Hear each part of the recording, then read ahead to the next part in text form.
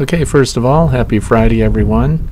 This was my last honey extraction from the FlowHives here in my backyard apiary, and things did not go as planned. I'm going to share with you my personal failure.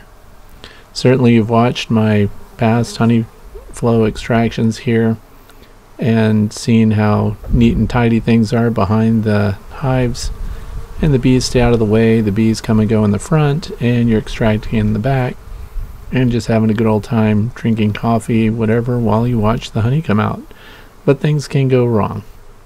The reason I'm making this video is because I thought it would be fun to show my last extraction, and I'm taking it off from my original Flow Super. Here it is from the front. You can see that's just a super. I'm wearing a veil today, and it's 82 degrees, so I'm just wearing my t-shirt, keeping the veil on. I don't want the bees in my face. Showing off my new glasses here. I can see better, maybe make better videos, who knows. This is a landing board activity, and I use this little bottle jack to jack it up to that 2-degree tilt to the back, because remember, this is just the Flow Super. These are Man Lake deeps as far as the bottom board goes. We have entrance reducers on because this time of year robbing activity is high from other bees. So we need to be careful and make sure to protect those colonies as best we can. So all of my colonies have entrance reducers. Those are just rolled up screens which allow them to continue to ventilate the hive, dehydrate their honey, and go ahead and protect themselves from invasion from yellow jackets or even other honeybees. This is the last super I'm extracting from, and look at the mistake I made. I underestimated the amount of honey that would come out from one flow frame. Normally I put these half-gallon jars in, and a half-gallon is more than enough. They'll fill it and that's it, then I go to the next one. But what happened was, this first frame I pulled from, look at the honey dripping down the back of the box there. It filled the jar to the top, and I had to hot swap it. So I had to pull that elbow out and put in another jar. No way to avoid leaking, so now the honey came out, the bees smelled it, they came around to the back, and now they made my extraction process a little bit challenging here. Notice the handles are only halfway in. We only extract half the frame at a time. Like this was the first jar, filled all the way to the top. Unbelievable. I either had to leave it sitting there to fill over or put another jar in, so I put another jar in. Honey ran down the back, bees discovered it, wasps discovered it. Now I have wasps and bees flying all over behind the hive, exactly where I don't want them to be. So now we have two going at once. Every one of these flow frames produced more than a half-gallon of honey each this time. I have no idea what's going on.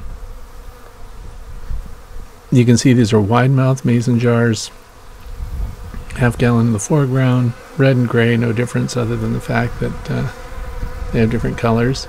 But if I was not using these recap mason jar lids, I'd really be in a pickle here, because these lids just happen to have a hole in them, the perfect size for those 3/4 inch tubes to go in. These are my other Flow Supers and Flow Hives. They've all been extracted. We did 3 cycles of honey extraction this year, so it's been great.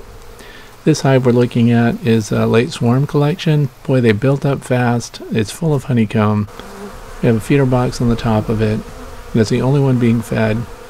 Now look what's going on here. We have chaos.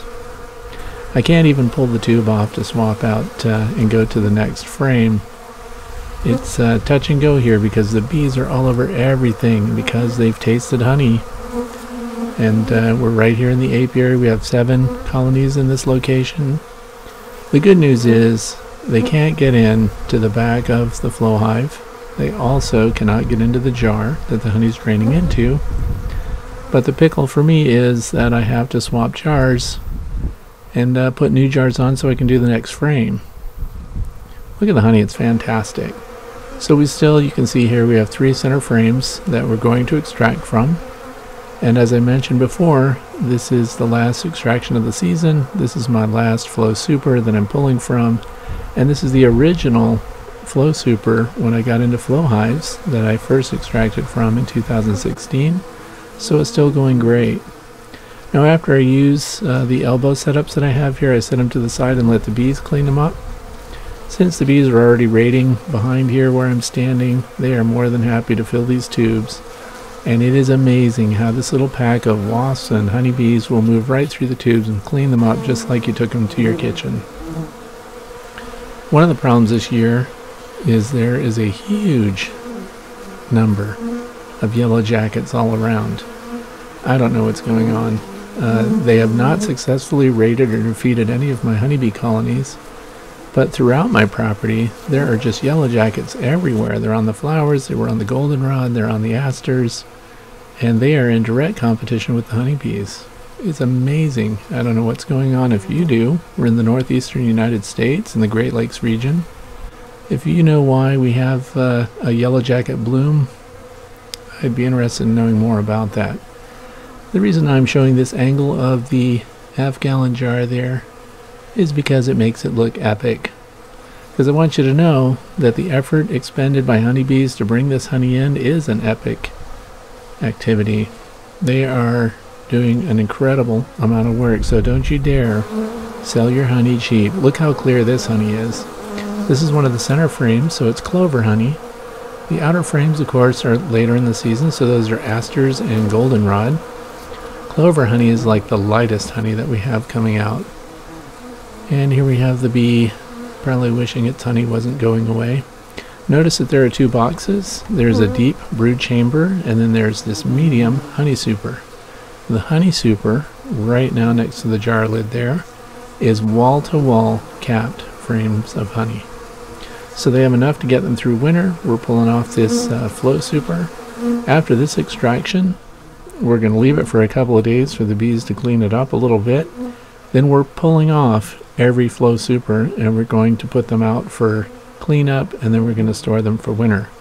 We are not leaving any flow supers on any of the colonies through winter because we want those flow frames out. Also, because we're going into that late season dearth, the bees, wasps, and other nectar-hungry insects are going to be looking for honey resources, so it's a great time to let them clean things up. And that's what I do every year. I let them clean out the frames, and then we put them in storage, and then we'll start again fresh in spring. So if you're in my region and you're thinking about and wondering when you should be pulling off your flow frames, drain them now if they're capped, and pull them and condense your colonies now for winter. So here we are again, another gallon. We got, I think we got almost 4 gallons of honey from this flow super. And we got 3 extractions from this flow super through the year. So the bees have been performing great. They're all very healthy. This is a bee getting cleaned up. This is not a fellowship or a friendly behavior. They are jumping all over each other to lick every bit of honey they can get a hold of. Now, of course, the reason I was extracting is because the weather's turning. Storms are coming in, and it's going to rain overnight, and the temperature's going to drop into the 50s. So I wanted to wrap this up, get as much honey out as we could, and then pull that super. Here are those same tubes. Look how well the bees cleaned them up, and the activity has dropped way off. Of course, hot swapping tubes with bees all over you in the back behind the colony was a huge challenge. And I wish I could have shown it to you, but I'm hand holding the camera today, so I'm doing the camera work and the bee work. And I wore surgical gloves in order to keep my hands clean so that I wouldn't get the camera all stickied up there, and to give myself some dexterity. Now look at all these yellow jackets. Some of these are queens. So the yellow jackets have stopped collecting meat, so the bees aren't in jeopardy for the meat portion. But they're going to nectar exclusively so that they can overwinter. And look at this little yellow jacket cleaning up the honey that was on my glove. Now here we are today. It's October 12th. It is only 45 degrees Fahrenheit, and things have changed dramatically. So, flow supers are pulled, hives are condensed, we're getting ready for winter. Thanks for watching. I hope you found this entertaining, and don't underestimate the amount of honey that is in those flow frames, or you can have yourself a sticky situation. Thanks for watching.